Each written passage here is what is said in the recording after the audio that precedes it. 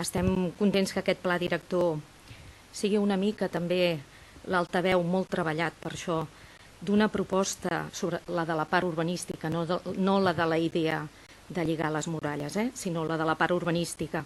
Una proposta per la qual el nostre grup es va presentar l'any 2019 a les eleccions, una proposta, la rehabilitació urbanística dels corredors i dels passatges que ens va proposar aleshores l'arquitecte Josep Maria Botey.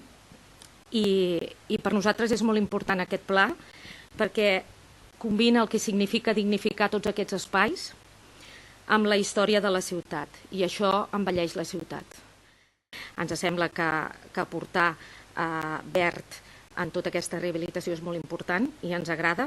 El segon punt que ens agrada del pla director i que ens agrada molt és buscar usos singulars d'aquests espais que quedaran rehabilitats per la nova activitat comunitària, fer viu el que avui en dia està degradat, per exemple, com el corredor de Santa Esperança, i obrir-ho a tota la ciutadania. Per nosaltres això és un punt d'aquest pla que és molt important.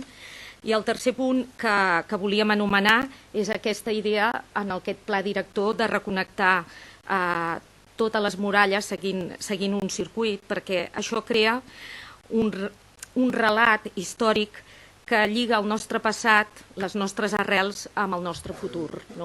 I aquest tema ens agrada, el comprem, estem d'acord i esperem poder veure la realització d'aquest pla director. Moltes gràcies. Granollers Primàries.